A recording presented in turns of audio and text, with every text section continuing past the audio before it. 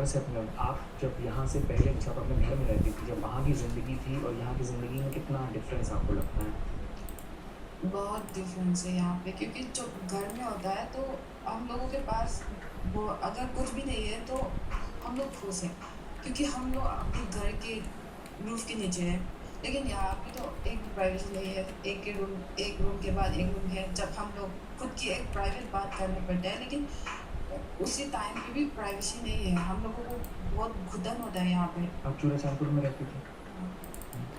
तो जब आप वहाँ से यहाँ आईं, वापस आ गईं, आप लोग को यहाँ आना पड़ा, तो क्या आप कुछ सामान अपने साथ ला पाए? आप क्या लाई हैं? साथ में क्या चीज़ें ला पाईं? मेरे पास मेरे खुद के चप्पल भी नहीं थे जब मैं यहाँ पे आई थी। मैंने 5 दिन night I don't even bath for 5 days में मई 3 से मई 5 तक मैं जोजानपुर के एक कैंप पे था, असम राइफल के कैंप पे। वहाँ पे मुझे कुछ भी नहीं मिला, मेरे चप्पल भी नहीं थे। मेरे सिर्फ एक जो मैंने 3 तारीख को पहने वो कपड़ा है, वो ही था जो मैंने यहाँ भी लाए। चप्पल भी नहीं थे, मेरे पास कुछ भी नहीं था। सिर्फ मेरा आधार कार्ड है मेरे पास। कुछ भी नहीं ला पाए आप लोग? एकदम इतना अचानक हो गया तो कैसे कहाँ से अब being a Manipuri young girl, आप जब अपने स्टेट को इस तरीके से 3 सालों से देख रही हैं, इस हालत में देख रही हैं जहाँ वायलेंस हो रहा है, आप लोग रिलीफ कैंप में रहने को मजबूर हैं, खाने तक की इश्यू हो रहा है आपको। आप मतलब ये कितना तकलीफ़ देता है आपको इस तरह से अपने स्टेट को देखना और जिस पर कोई ध्यान भी नहीं दे रहा है ख़ास? बहुत सारा तकलीफ तो हो रहा है, जैसे कि हम लोगों को खुद की भी डाउट होता है कि हम लोग इंडियन हैं या फिर नहीं। क्योंकि देखो अगर एक मणिपुर यहाँ से मणिपुर एक एथलीट मणिपुर से जाते हैं तो वो लोग मेडल लेके आते हैं तो बोलते हैं ये इंडियंस है।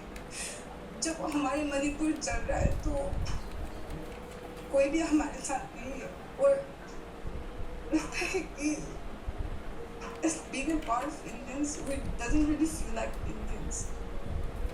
They are not claiming us Indians when we are like claim us Indians even without medal, right? इतने साल हो गए, 3 साल हो गए, फिर भी मणिपुर जल रहा है। कुछ तो करने पड़ेंगे।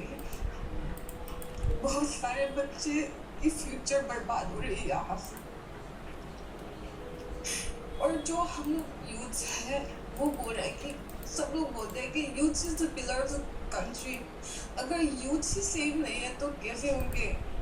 एक और हम लोगों को लगा कि हाँ इस टाइम पे तो चीफ मिनिस्टर आ गया है तो थोड़ी तो सिचुएशन कंट्रोल में लेकिन लेकिन नहीं, सिचुएशन और वर्स हो गया है। हम लोगों को अपने राइट के लिए बाहर जाके आवाज़ भी करना तो नहीं है।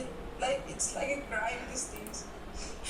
बहुत लोग मर चुके हैं मणिपुर में, लेकिन फिर भी हमारे जो मणिपुर के सिचुएशन है, मणिपुर के जो सिचुएशन है उनके बाहर पे जो इनोग्रेशन हो रहा है उससे बहुत लो प्रोफाइल है। लेकिन नहीं, बहुत सारे माए लोग अपने बच्चे को खो चुके हैं।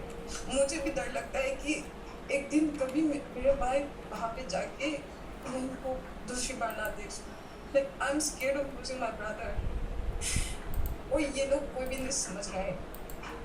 मैंने देखा है कि मणिपुर के बारे में सब लोग कमेंट कर रहे हैं, अपनी ओपिनियन दिखा रहे हैं। ओपिनियन दिखाने से कुछ नहीं होता है, कुछ तो करना पड़ेगा। बोलने से नहीं होता है, एक्शन तो लेने पड़ेंगे। बिना एक्शन के क्या होगा यहाँ पे।